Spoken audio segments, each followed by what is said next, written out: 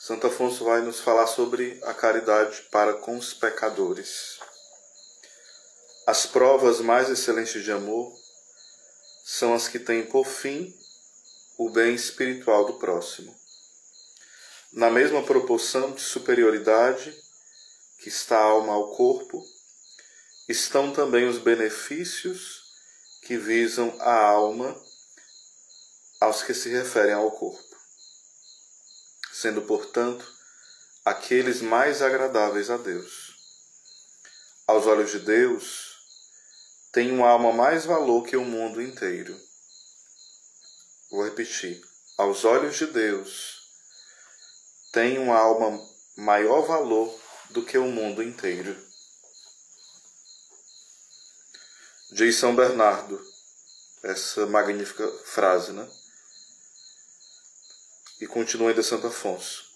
Poderá então haver uma coisa mais sublime que trabalhar com Jesus Cristo na salvação das almas? Não é conquistar dinheiro, fama, bem-estar, não. O bem mais importante, que causa mais alegria ao coração de Deus, é quando nós buscamos a salvação das almas. Alguém pode colocar como desculpa, diz Santo Afonso: eu não estou incumbido da cura das almas e deixo esse trabalho aos sacerdotes. Santo Agostinho responde a esses: se amas em verdade a Deus, empregarás certamente todos os meios para ganhares teu próximo para o amor de Deus. Quem converte um pecador não só o salva, como também salva a si mesmo. Quem converte um pecador não só o salva, ou seja, o pecador, né? Como também salva a si mesmo. E noutra parte, diz Santo Agostinho: se salvaste uma alma, predestinaste a tua própria.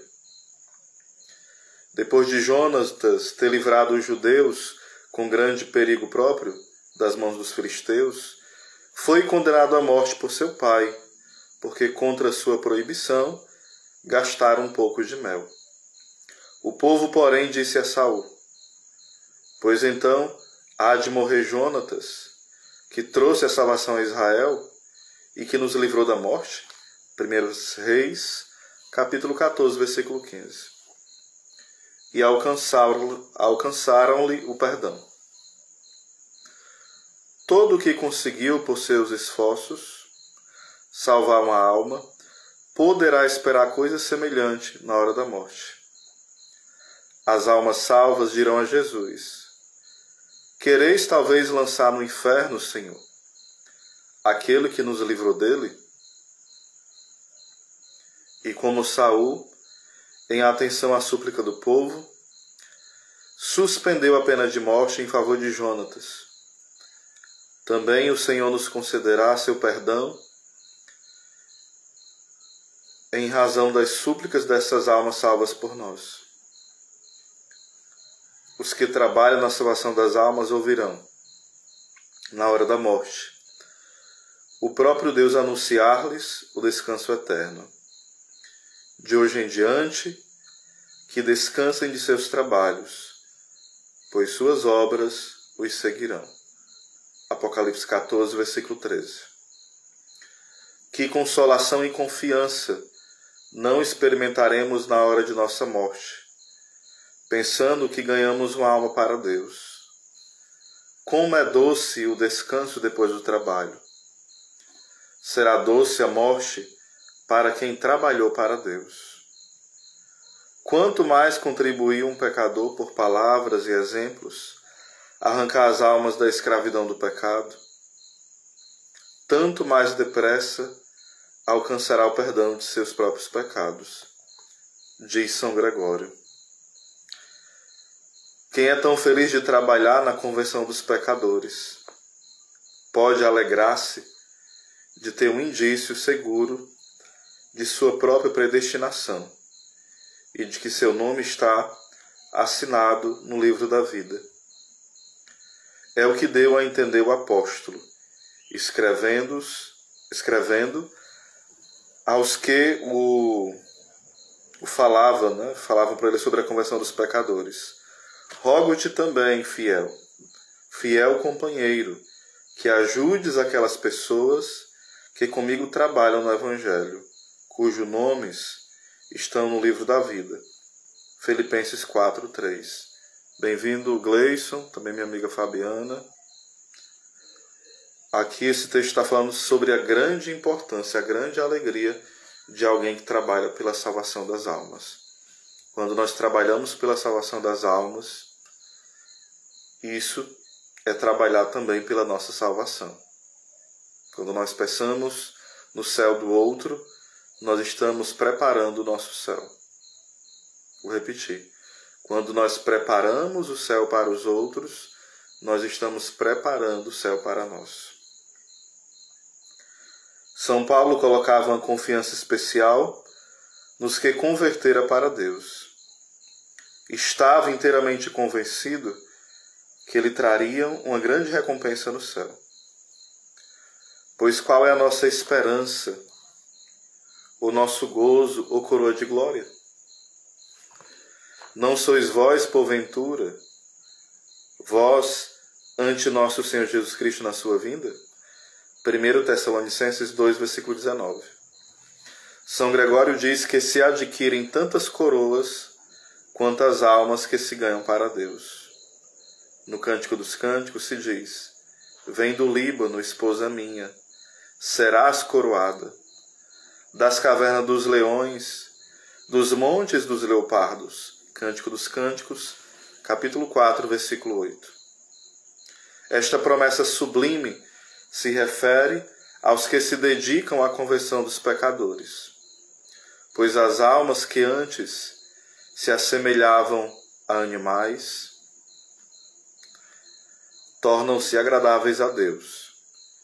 E uma vez no céu, serão outras tantas pérolas que ornarão a coroa daqueles que as colocaram na vereda da virtude. Eu peço perdão que a voz embarga, porque o texto é muito forte, gente. Aqui não é brincadeira, não é muito sério, né? Do outro lado, quem vê seu próximo lançar-se no precipício, diz Santo Agostinho, irando-se ou injuriando a seu irmão, e deixa de o repreender, merece maior castigo por seu silêncio que o outro por sua injúria.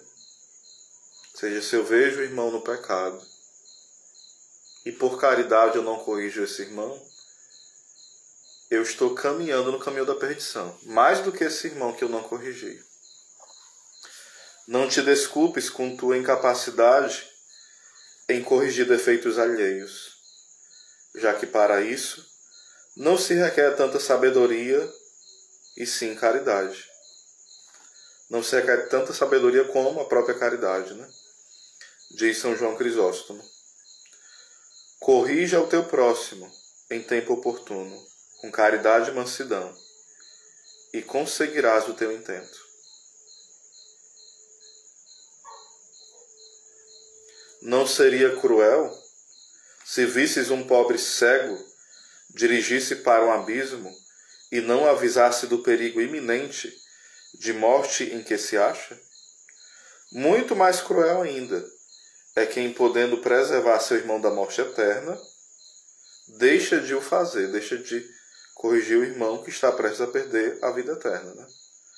Se puderes, com fundamento, prever que a tua correção não dará resultado, procura alguém que possa curar o mal, participando-lhe em segredo o que sabes. Não digas, porém, isso não é comigo, não tem nada a ver comigo, né? Nisso não me intrometo. Foi essa a resposta de Caim.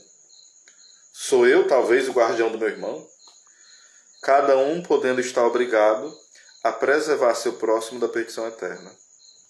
Cada um podendo estar obrigado a preservar seu próximo da perdição eterna. Para ficar no nosso coração mais uma vez.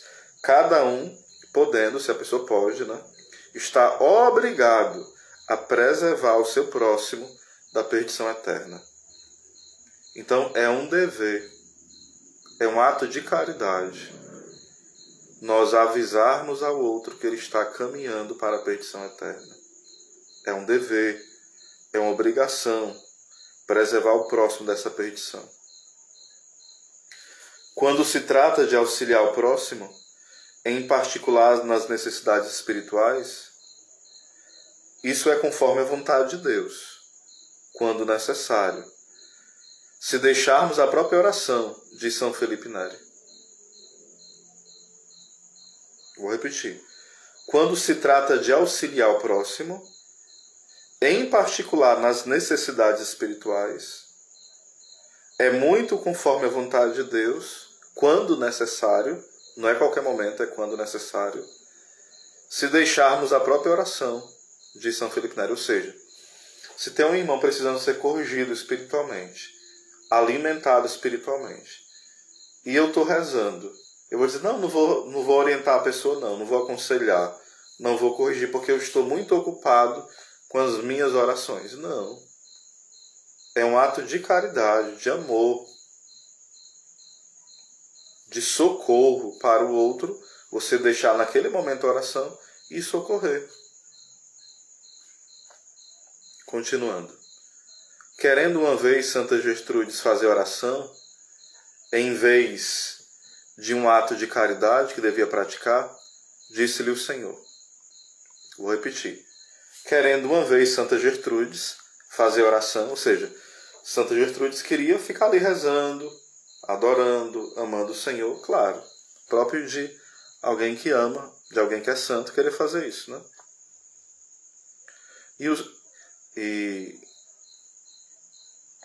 E ela queria ficar rezando, em vez de fazer um ato de caridade que ela devia praticar, né?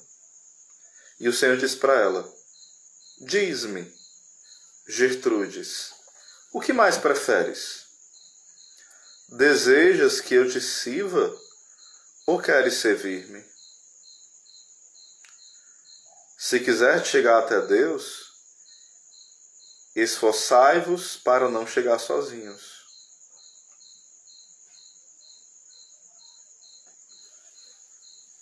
Quem fala isso é São Gregório, né? Olha só qual é a indagação de Jesus a Santa Gertrudes. Ela queria ficar na oração ao invés de fazer um ato de caridade. Claro, a gente, na oração, se enche desse amor de Deus para transbordar, óbvio, né? Mas Jesus pergunta para ela, diz-me, Gertrudes, o que mais preferes? Desejas que eu te sirva ou queres servir-me? Na oração nós somos servidos pelo Senhor. E no ato de caridade, nós servimos o Senhor. Oséias, precisamos fazer quais? Os dois. Os dois. Ser servido pelo Senhor, nos alimentando, nos conduzindo, e servi-lo no próximo, né? Santo Agostinho diz algo semelhante. Se amais a Deus, atraí todos os homens ao seu amor. Se, pois, amas ao Senhor, empenha-te em arrastar a seu modo todos os homens com quem convives, teus parentes, conhecidos e amigos. Se amais a Deus, atraí todos os homens ao seu amor. Se, pois, amas ao Senhor, empenha-te, esforça-te em arrastar ao amor de Deus todos os homens com quem convives, os teus parentes, os teus conhecidos e os teus amigos. Uma alma devota, ela pode santificar muitas almas por sua conversa com elas, né? E com seu bom exemplo.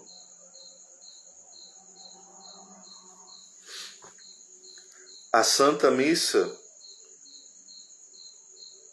é tudo de mais sublime. Nada há de mais importante que a Santa Missa. Nada. Nada. Nada mesmo. Os santos vão dizer o seguinte: imagine o sofrimento de todos os mártires, de todos os tempos, desde que o mundo é mundo, o sangue de todos os justos derramado. Imagine o sofrimento de todas as pessoas oferecidas a Deus, o louvor, a ação de graças, as ofertas escondidas. Tudo isso junto, de todas essas pessoas, de todos os locais do mundo, de todos os tempos, tudo isso junto é nada comparado à Santa Missa. A Santa Missa é a oração perfeita. Só que aí tem outro porém. Para que eu e você aproveitemos bem a Santa Missa, essa grandiosidade que é ela, é preciso ter vida de oração. Porque senão a gente não vai aprender a viver o mistério da Páscoa. O mistério da paixão e morte e ressurreição de Cristo. Nós não vamos aprender a nos concentrar, a ter uma vida interior na missa, a comungar bem, a fazer uma boa ação de graças, a ouvir bem as leituras e meditá-las e se alimentar com elas, a ter uma contrição mais profunda. Então é preciso ter uma vida de oração para viver bem a Santa Missa. Porém, não há nada mais importante que a Santa Missa. Nem o rosário, nem os sacrifícios, nem a penitência, nem 100 dias de orações. Se você passar 10.000 dias rezando, sem parar, e você compara isso a uma missa, o que vale mais? A missa. Se a gente pudesse passar 1 milhão de anos rezando, de joelho, o joelho sangrando, o que é mais importante? A Santa Missa. As videntes, né?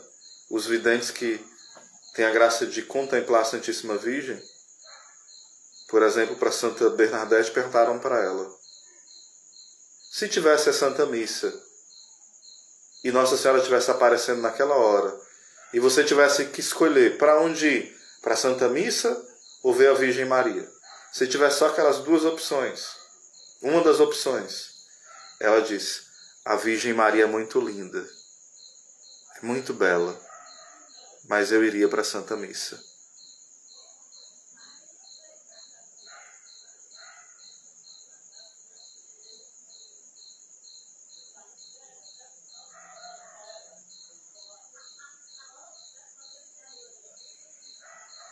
Quais os pecados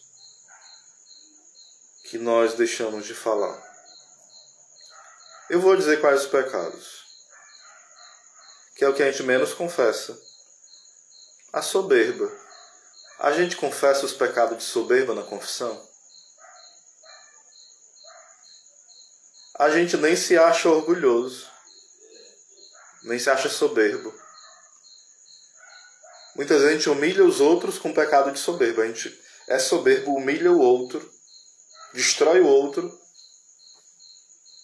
e não conta o pecado de soberba lá para o sacerdote. Nós confessamos o pecado da gula? Será que nós confessamos? Raramente, pelo menos as pessoas... Eu não sou padre, né? Eu sou leigo. Mas nos aconselhamentos é muito raro alguém falar que tem gula. Não fala. Será que nós confessamos também a preguiça? Às vezes nós somos preguiçosos. Não rezamos porque temos preguiça. Não arrumamos a casa bem porque temos preguiça. Não vamos evangelizar porque temos preguiça. Mas um outro pecado que não se fala são os pecados que estão mais em voga agora. Os pecados contra a castidade. A prática da vivência homossexual, o adultério, a fornicação, a pessoa estar junta, né? Viver amasiado, que as pessoas chamam, ou seja, a pessoa não casou e tem uma vida íntima normal, como se não fosse pecado. Esses pecados não se fala mais, os pecados a nível da sexualidade. Tudo pode. O importante é ser feliz. Não, não é por aí. Porque a felicidade não é uma ilusão.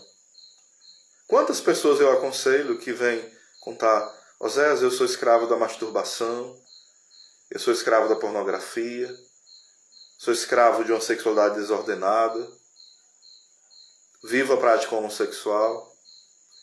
E essas pessoas estão felizes? Não. Estão tristes. Estão querendo se matar. Estão com um vazio existencial terrível.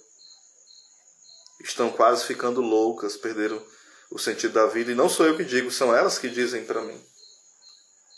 São mais de 10 anos que eu escuto aconselhamentos inúmeros, de pessoas casadas, solteiras, adolescentes, homens, adultos, jovens, inúmeros.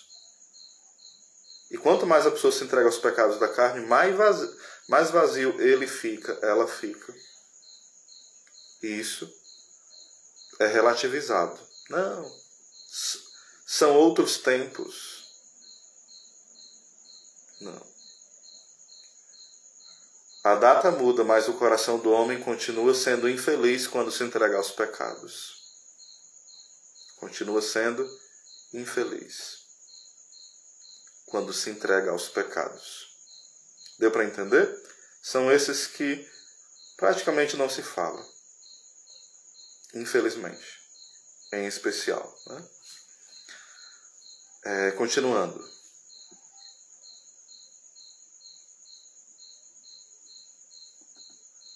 Quem, por conseguinte, se mostra piedoso, mortificado, amante da oração, comunga muitas vezes para dar bom exemplo, não pratica atos de vaidade, mas de caridade, muito agradáveis a Deus.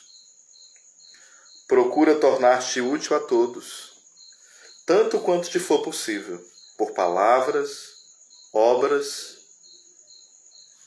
especialmente, vou repetir, procura tornar-te útil a todos, tanto quanto te for possível, por palavras, obras, especialmente orações. O que é ser agradável a Deus? A gente geralmente quer ser muito agradável aos homens, ao mundo. Mas quando é que nós, de fato, temos uma vida cheia de sabedoria? A palavra sabedoria, ela tem a raiz do saber e o sabor. Saber e sabor. Porque quando nós temos uma vida em Deus, nós vamos dando sabor à vida dos outros. As pessoas se sentem alimentadas pela presença de Deus quando a nossa vida transborda de Deus. Então, é um sabor. Essa pessoa ela é alimentada por uma presença da graça de Deus. Mas também a palavra saber, conhecimento. Não é apenas um monte de informações na minha cabeça. O saber é alguém que contemplou a verdade. E uma vez contemplando a verdade, ela não vai ser egoísta de guardar para ela. Ela vai instruir, ela vai ensinar. E existe uma alegria, existe um gozo, um júbilo, é até redundante, porque são palavras praticamente sinônimas, né? Há uma alegria em conhecer a verdade. Existe a contemplação natural e a contemplação sobrenatural, né? Então, o saber, ou seja, eu conheci o amor de Deus, eu conheci a graça, eu conheci a verdade, e por isso vou ajudar os outros a conhecer. Não é uma imposição que eu empurro de goela abaixo. Me pediram aqui para falar também, que no WhatsApp me pediram agora, eu vi chegando a mensagem, para falar também um pecado que pouco é confessado no confessionário, né? É o pecado do furto, não furtar, o 7º mandamento. Isso é pouco falado nas pregações, isso é pouco levado para o confessionário. Por exemplo, eu tenho uma dívida.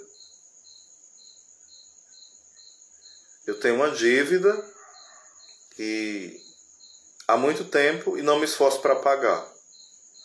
Se eu não me esforço para pagar aquela dívida, eu estou causando um dano à pessoa que eu estou devendo. Então, eu estou ferindo o 7º mandamento. Ou então, por exemplo, eu faço uma compra sabendo que já não vou pagar. Isso é um roubo também. Eu me aproveito da bondade dos outros, né? Fulano nem precisa. Ou então, por exemplo, o que tem eu roubar? Isso aqui é do governo. Eu vou roubar porque eles já roubam de mim. O que tem? Não tem problema não. É só R$5, é só 10, é só 15, é só 20. Não vai fazer falta se a pessoa tem muito dinheiro. Então é uma falta do senso de justiça e é uma falta do senso de caridade. Porque embora a pessoa não precise daquele dinheiro, mas é justo que você devolva aquilo que é dela. E quando a pessoa precisa, isso é um ato de justiça e também de caridade. Osés, mas se é impossível pagar porque teve imprevistos, aí você faz o propósito que assim que possível você vai quitar aquela dívida. Mas tem que ter um propósito firme e se esforçar para isso. Porque a gente vai se acostumando a fazer uma conta e outra conta e outra conta e outra conta. Às vezes não pagou uma conta e já faz uma outra, né? Então vai virando o vício da compulsão. O consumismo nos leva muito a essa ostentação, né? A vivermos endividados e a não sermos caridosos e justos para com aqueles que nós devemos, né? Então é preciso ter muita atenção, porque a gente peca contra a caridade e peca contra a justiça. Isso em relação ao 7º mandamento da lei de Deus. Tá certo?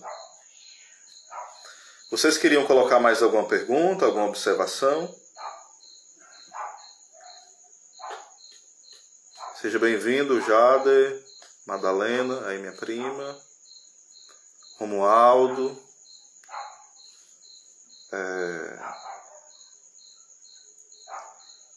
perfil aqui feito à mão, a Maria, Mactop, eu acho que é o perfil, né? Maria Alves, a Michele, Centro Design, a Fabiana, o Adalberto e o Nelson. Vocês têm alguma pergunta para colocar diante da nossa partilha aqui, da nossa conversa, ou não? Se ninguém tiver mais nenhuma pergunta, eu vou encerrando a live.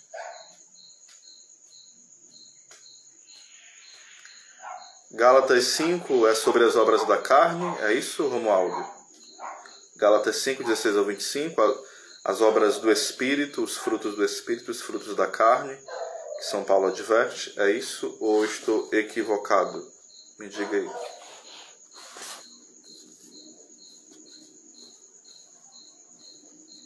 Pronto, ninguém quer fazer nenhuma colocação, alguma pergunta, alguma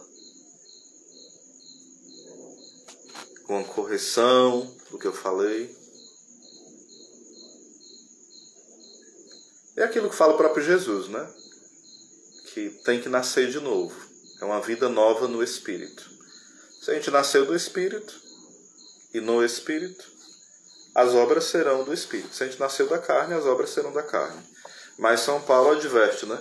Que a gente deve ter cuidado para não terminar na carne aquilo que começou no Espírito. E daí cabe a nós, meus irmãos, muita humildade. Na vida espiritual, sem humildade, e também na vida intelectual, a gente afunda. Às vezes a gente fala, lê sobre um assunto, fala, estudou, sabe o mínimo sobre aquele assunto, e às vezes a gente fica pousando de sábios, né? Sabichões, grandes intelectuais. Não, a gente precisa ter uma sobriedade, né? Humildade.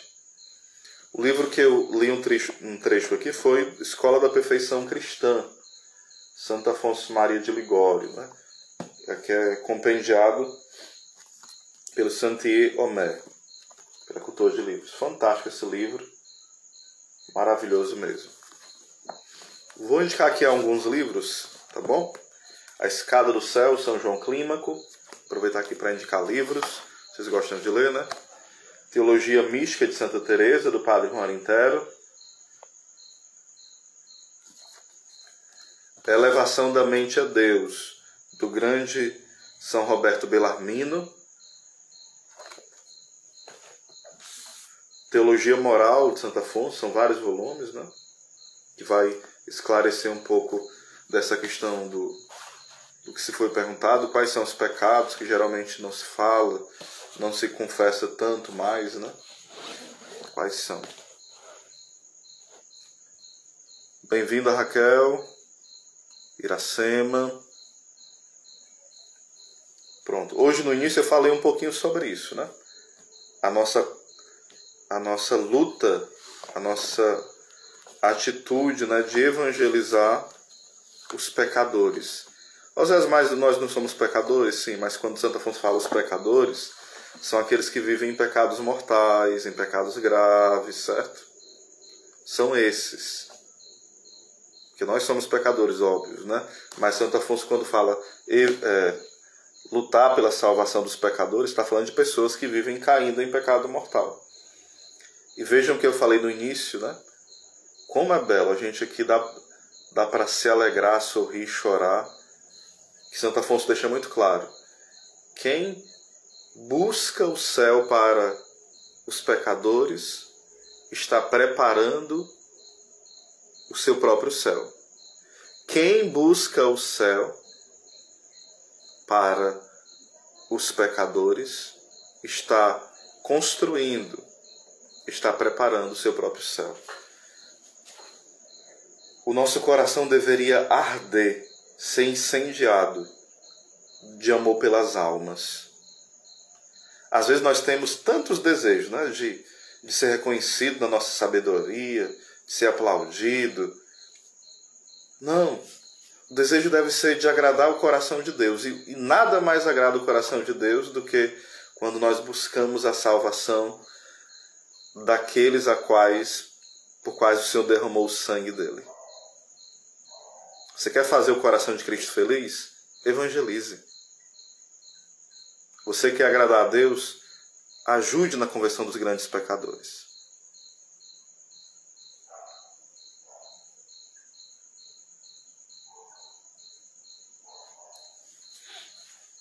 Pronto, as livrarias, né, que eu estou indicando é a Cristo e Livros, nome da livraria, a editora Eclésia e a Cultor de Livros, são essas. E a editora Centro Dom Bosco. Como recomeçar a vida espiritual? Santa Teresa de Ávila fala assim, né? Quem deixou de rezar, comece a rezar. Então, de forma simples, a gente não precisa complicar, né? Por exemplo, se tem o Santíssimo perto onde você mora, eu vou ficar ali um pouquinho, desabafar na presença de Deus, chorar, reclamar, agradecer. Ou simplesmente ficar de joelho em silêncio, sentado, olhando para Ele. Santa Teresa de Ávila fala o seguinte, né? A oração não consiste em muito falar, mas em muito amar. A oração não consiste em muito falar, mas em muito amar. De forma simples. Às vezes a gente complica muito a oração, né? Porque a oração é o seguinte: eu falo para Deus e silencio. Espero que Ele fale ao meu coração. Zé, se eu não escutar nada, não tem problema. À medida que você silencia, Deus vai manifestar a voz dele através de uma situação, de uma pessoa, ou aos poucos no seu coração. Quando Santa Teresa vai falar assim, que a oração é um trato de amizade, né? Ou seja, Deus me quer ter como amigo dele e eu quero ter Deus como o meu grande amigo. Então é um trato, os dois querem. Então a gente não precisa ter vergonha. Senhor, mas eu pequei tanto. Eu fui para tão longe. Eu dei tanta mancada. Jesus, meu filho, volte. O seu lugar nos meus braços. Nos meus braços você encontra consolo. conforto, puxão de orelha, amor. Porque é só o amor que pode mudar tudo. O amor de Deus muda tudo. Porque às vezes a gente tem uma visão muito distorcida de Deus, né? O evangelho é sério, é radical? Claro que é. Mas a gente fica com vergonha de rezar porque a gente se sente como Adão e Eva. Eles aprontaram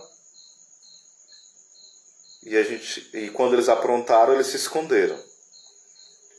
Às vezes, quando eu apronto, quando cada um de nós apronta alguma bobeira, né? Seja ela qual for, a gente pensa assim, parece que todo mundo está vendo que a gente pecou, né? Qualquer pecado que seja. Parece que todo mundo está vendo, parece que a gente está nu e que a gente quer se esconder porque todo mundo está olhando para a gente.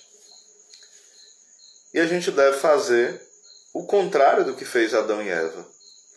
Adão e Eva ficam ocupando, foi a mulher que tu me destes, outro foi a serpente, foi não sei quem, culpando, procurando culpados.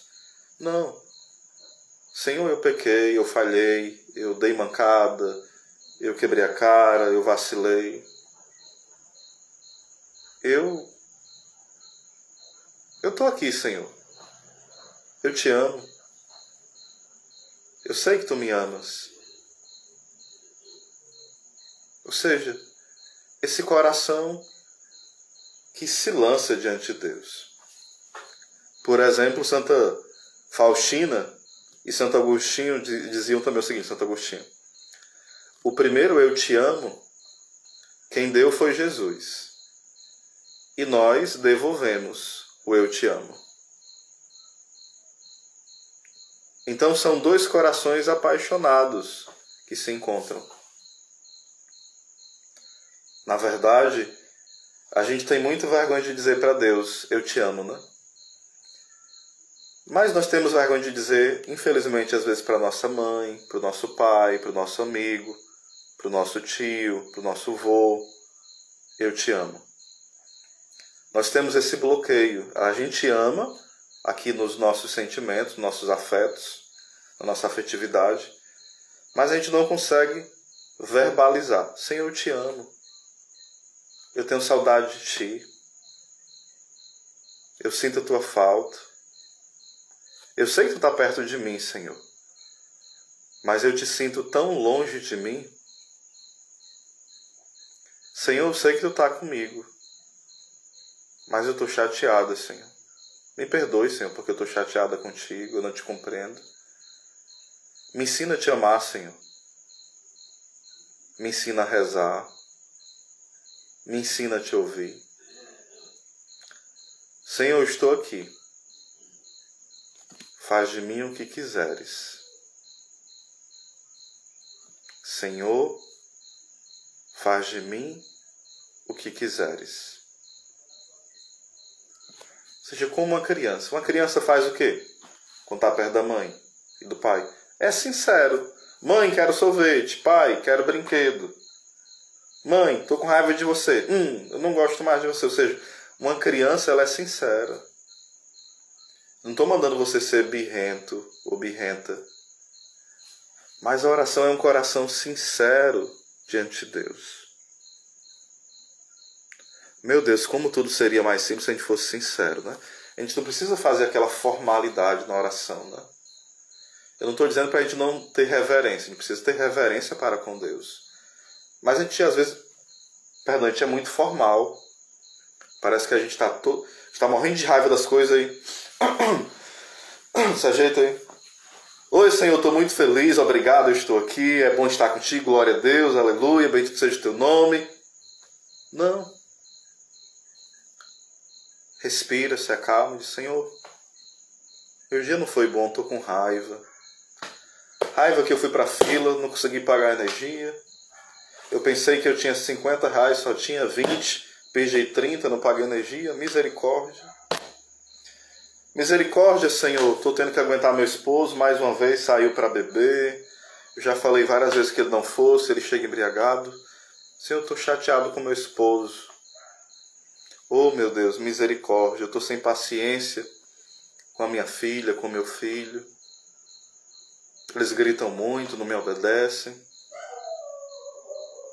Mas também aprender a louvar pelas coisas simples. Coisas simples. Senhor, obrigado por essa bolacha seca que hoje eu tenho. Obrigado porque eu acordei, vou limpar a remela do meu olho. Eu tenho um olho, eu enxergo. E se eu não enxergo, eu ando. Se eu não ando, eu escuto, eu tenho alguma coisa. Eu tenho os meus sentidos para te louvar. Obrigado, Senhor, por essa rede tão boa que eu dormi, rede cearense. Obrigado por essa cama. Obrigado por essa cama dura. Acordei com dores nas costas, mas é sinal que eu tenho uma coluna para doer ainda. Uma vida bem-humorada com Deus. Às vezes a gente vive mal-humorado e traz o nosso mau humor até para a oração, né? Ô Senhor, eu sou tão bobo, eu tô com raiva só porque fulano não me parabenizou hoje. Eu tô com raiva só porque não me deram atenção lá na escola, na universidade, na faculdade, no grupo do WhatsApp. Dei bom dia, falei e ninguém respondeu. Tô chateado, Senhor. Me ajude a ser menos infantil, né? Me preencha com teu amor. Sermos mais livres, humildes, sinceros, espontâneos, felizes com o Senhor. Se a gente fosse menos complicado, a gente rezaria mais, né?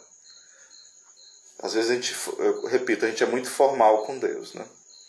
Senhor, estou aqui na tua presença e acho que o Senhor ri da gente, né? Ri não porque Ele está depreciando. Oh, esse meu filho precisa aprender, né, que eu amo, independente de qualquer coisa. Mas eu quero ver ele feliz. Por isso ele precisa mudar, mas ele precisa primeiro ser sincero para que eu mude ele.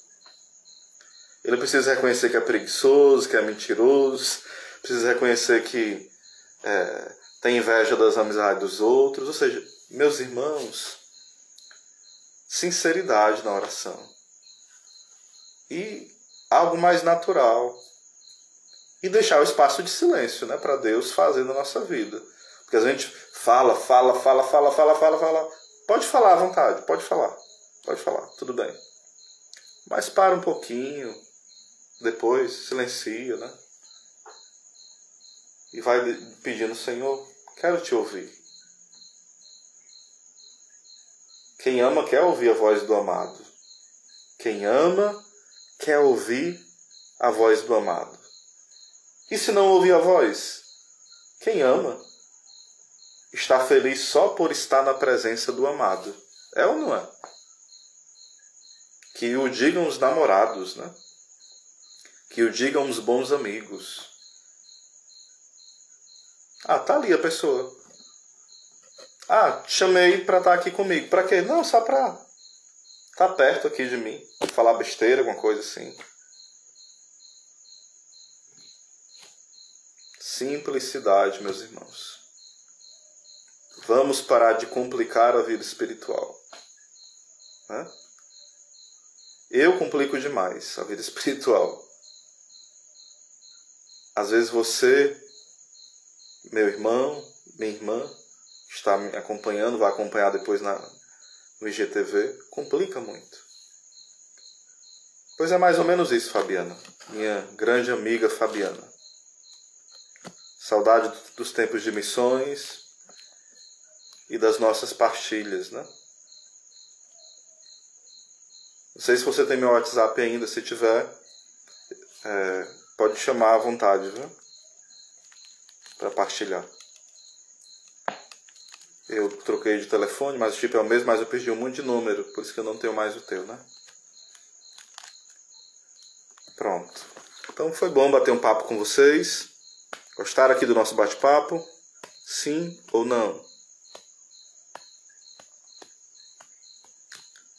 Pronto, é uma alegria, viu? Bons tempos, né?